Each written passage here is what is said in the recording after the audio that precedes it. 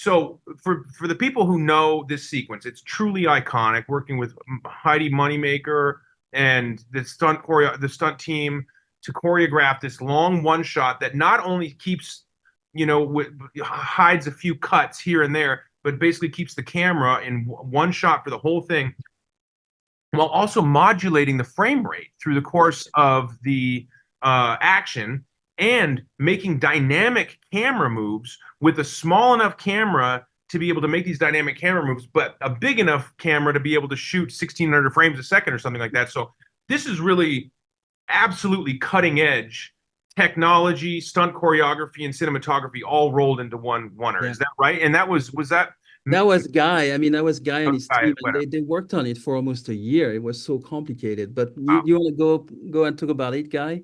Yeah, talk about that guy. Yeah, it's the Wonder is probably it's a beautiful example of how all the pieces work together, right? It's not the singular success of any one component. It's not it's not just the visual effects. It's not just the cinematography. It's not just the stunts. It's all these people have come up with these brilliant ideas, and then they all have to work together for the entire period. I mean, even before we took it on, Steph and the stunt team and James are sitting there trying to figure out what that long 2.5 minute beat of action is, but then also how they're going to break it up into manageable logistical chunks that they can actually shoot, because there's no way you could shoot that thing in one long take. There's stunts that are re-rigged mid-stunt, and they shot it twice so that they could have the different stunt rigs to do the action that they want. And just planning all that takes a lot of effort.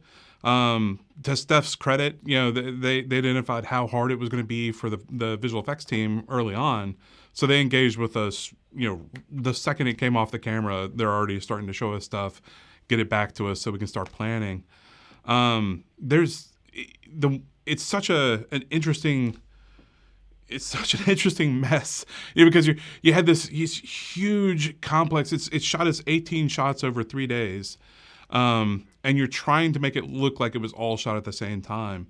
And on top of that, it's shot at 200 frames a second. On top of that, it's shot to a very specific song, so all the choreography has to finish by a certain time. So anytime you want to add a beat, you have to steal a beat from somewhere, because you have 2.5 minutes to get out of this thing.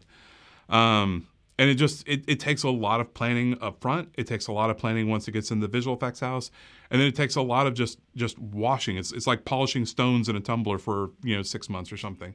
It just takes a lot of time and effort to make sure that all those pieces come together in a way that makes sense.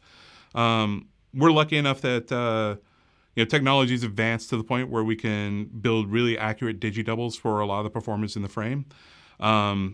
That allows us to basically match exactly the intent of what was done by the stunt team, by the performer. But then where there's a hitch in the camera across a cut, we can switch over to a digi-double across that hitch so that it becomes invisible. It was fun. It was fun. To give you an idea, the animation supervisor, Mike Cousins, we were probably working on it for close to 8 months before we really started rendering stuff, because it just took that long to figure out how to blend that choreography back together. Oh my gosh. Well, it's incredible. I mean, I remember at the premiere, people lost their minds. That just like that moment was so special.